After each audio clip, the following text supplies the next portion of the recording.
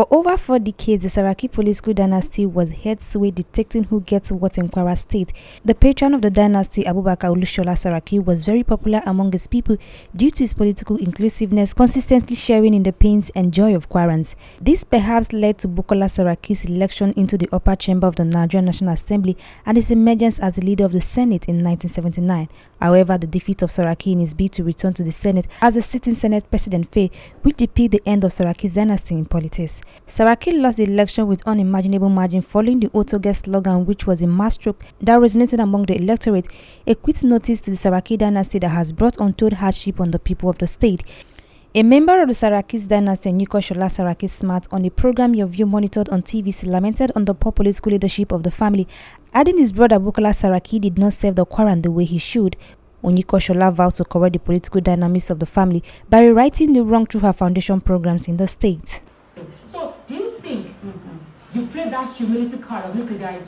Yes, I've been out of there, I'm back now, receive me, welcome me, reconcile me with family. Or did you come with the arrogance that say, you know what, we don't even want a part of you? I do this better. I was never out there, they know how it is, we're different, everybody knows each other. Okay. But when it comes to politics in this country, you just say what you want people to know. You understand? So everybody knows who Baba's student are. As you said, you all know. But when it comes, or especially when you're not agreeing with the other party, they tend to paint you as, oh, you're the rebellious child, you're the this, that. Your father was chairman of Society General. That's correct. And it's chopped people's money. My mother's money included. Oh, God. I apologize. My mother's money was there. Are you going to talk about your father now?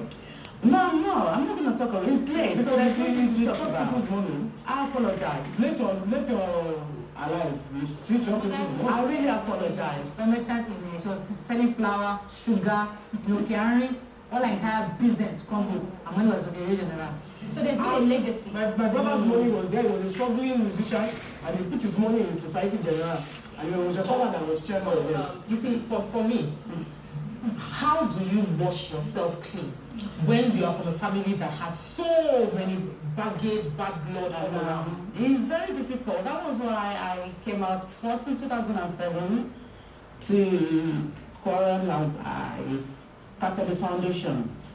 And 2011 I came out as well, and people in Kwara, they know that I'm against what is happening. We cannot all be the same. It's a shame. There was a time I was in London, and I was in a bus actually, and somebody was reading something about this Society General thing, Saraki. That was when the bank came down.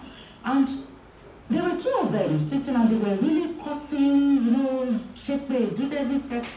And I couldn't even say, I can't even say I'm part of them. Because I was so ashamed.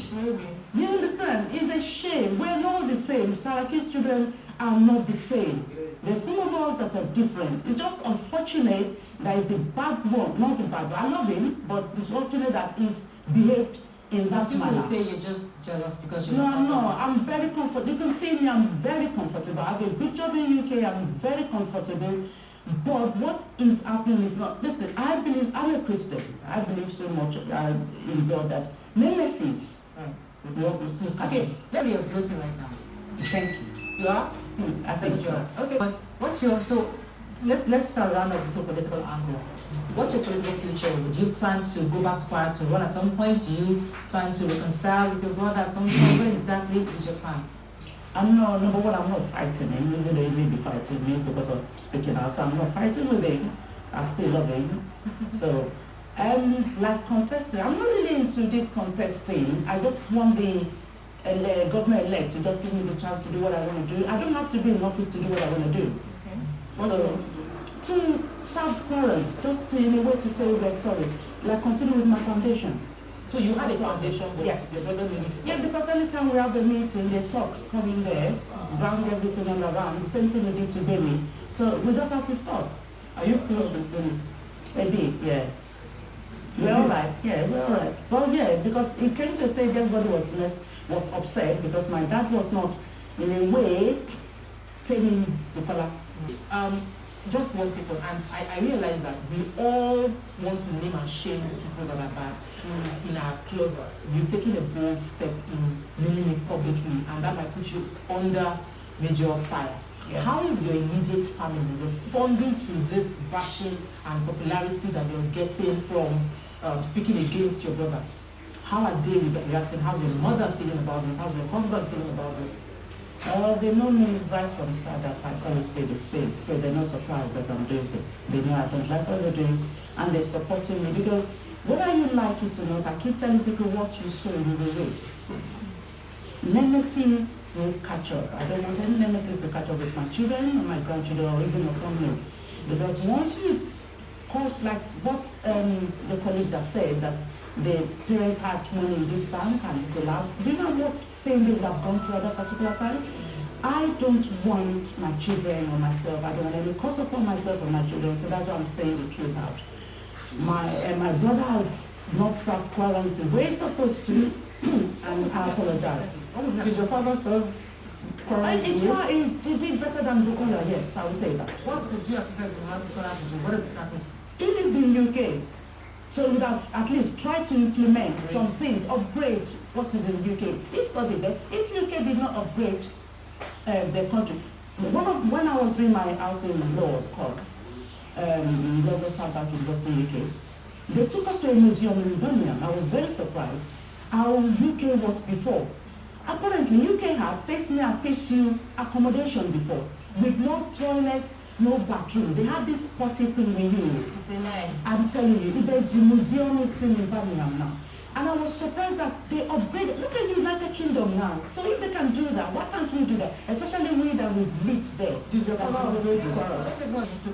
So I'm taking you back to your foundation, which is housing. Yes. And I don't know what, is there like any plan? Let's take for instance, do you have plans in the future to improve the housing, whether you're in government or not, improve the housing of Kwarans? Because now you know that we have housing schemes that do not cater to the poor and the needy. We have housing schemes that, even in my area here in Lagos, there's a place that they pegged the houses for 16 million each, and it was supposed to be meant for the poor. Yeah. So do you have plans of, giving the poor people affordable housing through your foundation, whether you are in government or not? If I'm not in government, I can't do that because financially I'm not buoyant enough to start building houses and giving it to social housing. But this is the responsibility of the government. In UK, and I work as a review and appeal officer, that we deal with housing, we deal with illegal eviction, we deal with, I was a DV, means domestic violence lead officer as well. Government have what we call social housing, means that no cost housing for people that cannot afford to buy the property. So it is the responsibility of every governor of every state to make sure that this housing, because if you look at what these landlords are doing, it's so, oh God, so upsetting, it's terrible. What would we the people would like to see, not the Saraki family coming down or imploding, is where you, the Senate President, the sisters, everybody come together and try to resolve this. Is that what you wish for, or is this something that is totally impossible to happen? That's what me and Benny wish for, but if my brother doesn't want that, we can't force him. He's the oldest. So if he's not ready to listen to any one of us, there's nothing we're going to do. No, but we're just playing politics. So he's not ready to listen to us. If he's willing to do that, why not? And that's the same thing. No. So with this medium, hopefully he can take a, we can make a rethink. That's what we're thinking. We pray.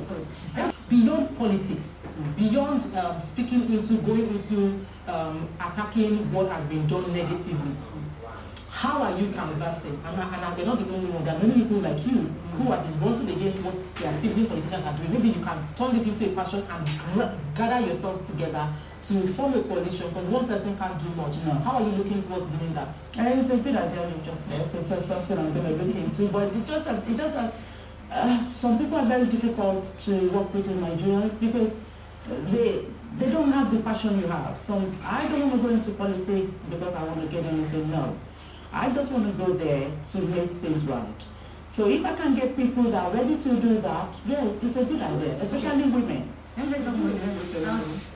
Oh, that's personal. I didn't know it was personal. Yes. Well, I would say my father did his best. He was everything his father can do to a child. Okay. And I'm very happy. What have you got to offer your people exactly? What do you have intellectually to offer them? Because if we're going to saying Bukola didn't do well. Yeah. It's got to be something you're bringing to the table that's better. Yeah. What is it? Number one, there's 2 or 3 important things that is very important in the state or the country. Accommodation, infrastructure, and we're talking of education. If you look at Kwarans today, there was a time I visited Kwara about 2 or 3 years ago, and I could not believe my eyes when I saw students under the tree in Kwara. There's a lot of, you see, there's, apart from Kwarans alone, Nigeria is messed up. Seriously, because when I look at it, look, oh God, look at it. You're in your house now, the next minute the light is gone. You better travel when you're leaving this show. No, I'm not against anybody. I'm just saying that there's a lot, if we're given chance, there are a lot of people out there that really want to do something. The Kwarans who did that. Yeah, You're not really sure what you want to do for No, I've said it. House is number one. Let me tell you something. If you're homeless, yeah, there's no way you can keep a job. There's no, your health is in stake. Oh, housing number one. What's the guarantee? A lot of politicians come here and give us all the promises. Their manifesto is always as long from here to that end. And by the time they get into power or they have that position, they don't do anything. They say, what's the guarantee? What do you show us now to tell us that you're different from just giving us your promises and saying you want to do this and you want to do that? If you get that opportunity, you will not go back to God. Number one, as I've said earlier, and I don't want to contest. I don't need to be a senator or anything to do anything I want to do. I just want an opportunity. I'm begging the governor-elect, do not disturb me. I just want to do my foundation and everything. There's a guy in the studio. Are you sure your father? Thank you very much, Madam Bukola. Thank you. Thank you for offering to come to the show. We appreciate you.